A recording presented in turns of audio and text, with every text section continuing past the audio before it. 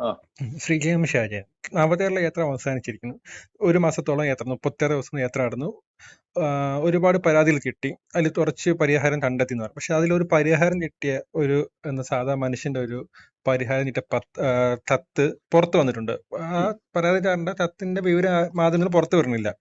പരാതി ഇതായിരുന്നു: പുള്ളിക്കൊരു മനുഷ്യന് 3,00,000 സംതിങ് ലോൺ ഉണ്ടായിരുന്നു. ഒരു ബാങ്കിൽ നിന്ന് എടുത്ത ലോൺ ആയിരുന്നു. അത് കുടിശ്ശിക കുറച്ച് തരണമെന്ന് പറയുന്നു. പരിഹാരത്തിന് വന്ന മറുപടി താങ്കളുടെ ലോണിന് വെറും 515 രൂപ കുറച്ചു എന്നാണ്. ഒരു കൂലിപ്പണിക്കാരനാണ്, ഒരു ദിവസം ജോലി കളഞ്ഞിട്ടാണ് ഇത്രയും വെയിലത്ത് പോയി പരാതി കൊടുത്തത്.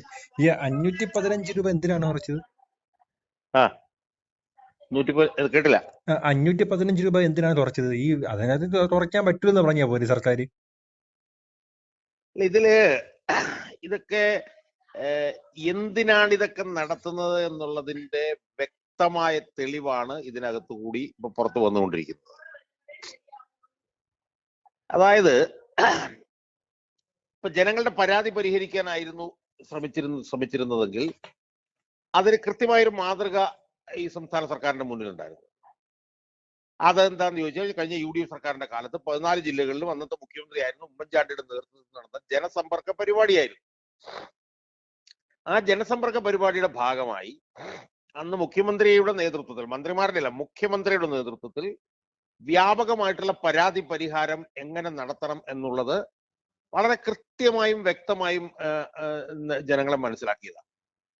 10,000-കണക്കിന് പരാതികൾ ആ ജനസമ്പർക്ക പരിപാടി നടപ്പിലാക്കുന്ന സ്ഥലത്ത് വെച്ച് പരിഹരിക്കപ്പെട്ടു. അവിടെ പരിഹരിക്കാത്തവ സമയബന്ധിതമായി സെക്രട്ടേറിയറ്റുമായി ബന്ധപ്പെട്ടുകൊണ്ട് എങ്ങനെ പരിഹരിക്കണം എന്നുള്ളത് സംബന്ധിച്ചുള്ള തീർപ്പ് അവിടെ ഉണ്ടായി. പരിഹരിക്കപ്പെട്ട പരാതികളുടെ വിശദാംശങ്ങൾ കൃത്യമായി ഓരോ ദിവസവും പുറത്തു വന്നുകൊണ്ടിരുന്നു. അത് ഏതൊക്കെ മേഖലകളിലായിരുന്നു, ഏതൊക്കെ വിഷയങ്ങളിലായിരുന്നു എന്നുള്ളത്. അതുപോലെ തന്നെ ഈ പരാതി പരിഹാരത്തിന്റെ ഭാഗമായി ഏതൊക്കെ വിഭാഗം ജനങ്ങൾക്ക് എത്രയൊക്കെ രൂപയുടെ, ലക്ഷക്കണക്കിന് കോടിക്കണക്കിന് രൂപയുടെ നേട്ടമുണ്ടായി എന്നുള്ളതൊക്കെ സംബന്ധിച്ചിട്ടുള്ള കൃത്യമായിട്ടുള്ള വിവരങ്ങൾ ഓരോ ദിവസവും അതിലൂടെ പുറത്തു വന്നുകൊണ്ടിരുന്നു. ശരിക്കും അതാണ് യഥാർത്ഥത്തിൽ ഈ ഈ ഈ ജനസമ്പർക്കത്തിലൂടെ പരാതി പരിഹരിക്കേണ്ടത് എങ്ങനെയാണെന്ന് കേരളത്തിലെ ജനങ്ങളെ ബോധ്യപ്പെടുത്തിയ ഒരു എക്സർസൈസ് ആയിരുന്നു UDF-ന്റെ ഭരണകാലത്ത് ഉമ്മൻചാണ്ടിയുടെ നേതൃത്വത്തിൽ നടന്ന ജനസമ്പർക്ക പരിപാടി എന്നുള്ളത്. ഈ നടന്ന പരിപാടി എന്ന് പറയുന്നത്, ഇപ്പൊ ഈ നവകേരള സദസ് എന്ന് പറഞ്ഞ് നടന്നത്, ഇത് വെറും ഒരു ഫാഴ്സ് ആയിരുന്നു. വെറും ഫാഴ്സ് ആയിരുന്നു. ആളുകളെ പിന്നെ പറ്റിക്കാനും അവരെ പുച്ഛിക്കാനും അവരെ കളിയാക്കാനും വേണ്ടിയിട്ടുള്ള ഒരു എക്സർസൈസ് ആയിരുന്നു എന്നുള്ളതിന്റെ ഏറ്റവും ഈ പറഞ്ഞതുപോലെ വ്യക്തമായിട്ടുള്ള ഒരു ഉദാഹരണമാണ് ഇപ്പൊ നടന്നിട്ടുള്ളത്. എന്താ നടന്നിട്ടുള്ളത്? ഒരു പാവപ്പെട്ട മനുഷ്യൻ 3,97,731 രൂപയുടെ കടം തനിക്കുണ്ട്. അപ്പൊ അതുകൊണ്ട് അത് ഒന്ന് പിന്നെ പരമാവധി കുറവ് ചെയ്തു തരണം എന്ന് പറഞ്ഞുകൊണ്ട് ഈ നവകേരള സദസ്സിൽ കൊണ്ടുവന്ന് പരാതി കൊടുക്കും. ആ പരാതി പരിഹരിച്ചിട്ട് എന്താ പറയുന്നത്? ആ പരാതി, അതായത് 3,97,731 രൂപയുടെ ബാധ്യത ഉണ്ടായിരുന്നത്, അത് പരിഹരിച്ചിട്ട് 3,97,216 രൂപ അടച്ചോളാൻ പറയുക എന്ന് പറഞ്ഞാൽ 515 രൂപ കുറച്ച് കൊടുക്കുകയാണ്. അത് ഏതാണ്ട് ഞാനത് കേട്ടത് എന്തോ 0.01% മറ്റാണെന്നാണ് ഞാൻ കേട്ടത്.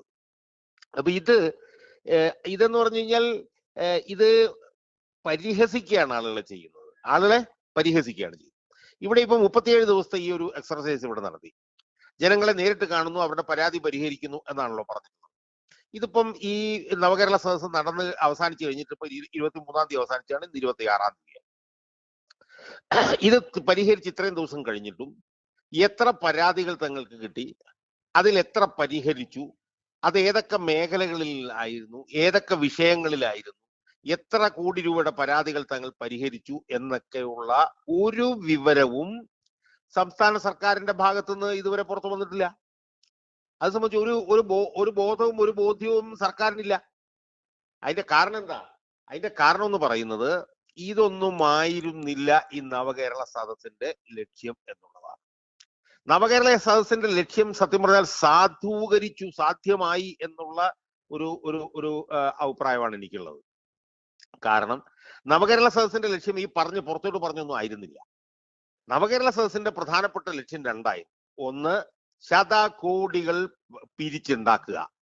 അതായിരുന്നു നവകേരള സദസ്സിന്റെ ഏറ്റവും പ്രധാനപ്പെട്ട ലക്ഷ്യം. ആ ലക്ഷ്യം വളരെ കൃത്യമായിട്ട് നടന്നിരിക്കുന്നു. ഒരു മണ്ഡലത്തിൽ നിന്ന് ഒരു 2-3 കോടി രൂപയെങ്കിലും, ഒരു മിനിമം ഒരു 2 കോടി രൂപയെങ്കിലും ഓരോ മണ്ഡലത്തിൽ നിന്നും പിരിച്ചിട്ടുണ്ട്. അതിൽ ചില ആളുകളൊക്കെ അതിനേക്കാൾ കൂടുതൽ പിരിച്ചിട്ടുണ്ട്. അതൊക്കെ ഞാൻ പിന്നെ വേറെ വീഡിയോ ചെയ്തുകൊണ്ട് ഞാൻ അതിനകത്തേക്ക് പോകും. അപ്പൊ 140 മണ്ഡലങ്ങളിൽ 2 കോടി രൂപ എന്ന് പറഞ്ഞാൽ തന്നെ ഈ പറഞ്ഞ പോലെ 280-300 കോടി രൂപയായി.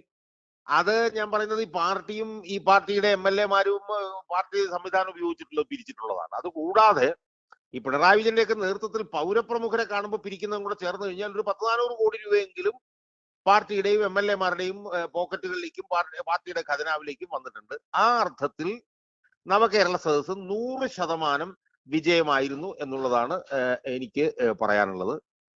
രണ്ടാമത്തെ ഒരു പ്രധാനപ്പെട്ട കാര്യം എന്ന് പറയുന്നത്, ലോക്സഭാ തെരഞ്ഞെടുപ്പിന് മുമ്പ് പിന്നെ ഈ ഖജനാവിന്റെ ചെലവിൽ, സംസ്ഥാന സർക്കാരിന്റെ ചെലവിൽ 140 മണ്ഡലങ്ങളിലും പോയി രാഷ്ട്രീയം പറയുക എന്നുള്ളതായിരുന്നു രണ്ടാമത്തെ പ്രധാനപ്പെട്ട ലക്ഷ്യം. ആ 2 ലക്ഷ്യങ്ങളും 100% സാധ്യമായി എന്നുള്ളത് വ്യക്തമാണ്. മറുഭാഗത്ത് ഈ കൊട്ടിഘോഷിച്ച് പുറത്തേക്ക് പറഞ്ഞിരുന്നത് ഒന്നും നടന്നില്ല. ജനങ്ങളുടെ ഒരു പരാതിയും പരിഹരിക്കാൻ കഴിഞ്ഞില്ല. ജനങ്ങളുടെ അതുപോലെ തന്നെയോ അതിനേക്കാൾ കൂടുതലോ ആയിട്ട് നിലനിൽക്കുന്നു എന്നുള്ളതും, ജനങ്ങളെ പരാതി പരിഹരിക്കാനെന്നുള്ള നിലയിൽ ജനങ്ങളോട് കാണിച്ചിട്ടുള്ള ഇത് വെറും വഞ്ചനയായിരുന്നു എന്നുമാണ് ഈ 515 രൂപയുടെ നേട്ടം ഒരു പാവപ്പെട്ട ഒരു കൂലിത്തൊഴിലാളിക്ക് ഉണ്ടാക്കി കൊടുത്തതിലൂടെ പിണറായി വിജയന്റെ നേതൃത്വത്തിലുള്ള ഈ നവകേരള സദസ്സ് ചെയ്തിരിക്കുന്നത് എന്നാണ് അത് സംബന്ധിച്ച് എനിക്ക് തോന്നുന്നത്. വേറൊരു കാര്യം ശരി, ഈ 515 രൂപ തുറച്ചു കൊടുത്തത് ഇതിനെക്കാട്ടിലും ഭേദം ഒന്നും ചെയ്യാൻ പരിഹരിക്കാൻ പറ്റില്ല എന്ന് പറഞ്ഞാൽ പോരെ. ആ ഒരു കൂലിപ്പണിക്കാരൻ ഒരു ദിവസം ജോലിയും കളഞ്ഞ് വെയിലത്ത് പോയി നിന്നാണ്. പറഞ്ഞോ. ഈ 515 രൂപ തുറച്ചു കൊടുത്തത് മോശമായെന്നാണ് എന്റെ അഭിപ്രായം. കാരണം ഒരു കൂലിപ്പണിക്കാരൻ ഒരു ദിവസം ജോലിയും കളഞ്ഞിട്ടാണ് പോയത്. അല്ല, അത് 100% ഉറപ്പല്ലേ? കാരണം ആ കൂലിപ്പണിക്കാരൻ ഒരു പക്ഷേ ഇപ്പൊ തിരുവനന്തപുരത്തൊക്കെ ഒരു ദിവസം കൂലിപ്പണി ചെയ്ത് കഴിഞ്ഞാൽ തന്നെ 1000 രൂപയ്ക്ക് അടുത്ത് 900 രൂപയ്ക്ക് ഒരു ദിവസം കിട്ടുന്നതാണ്. അപ്പൊ യഥാർത്ഥത്തിൽ ഈ കൂലിപ്പണിക്കാരൻ അന്ന് പണിക്ക് പോയിരുന്നെങ്കിൽ ഒരു പക്ഷേ ഇതിന് ഈ 515-നേക്കാൾ കൂടുതൽ തുക അയാൾക്ക് പിന്നെ കൂലിയായിട്ട് കിട്ടുമായിരുന്നു.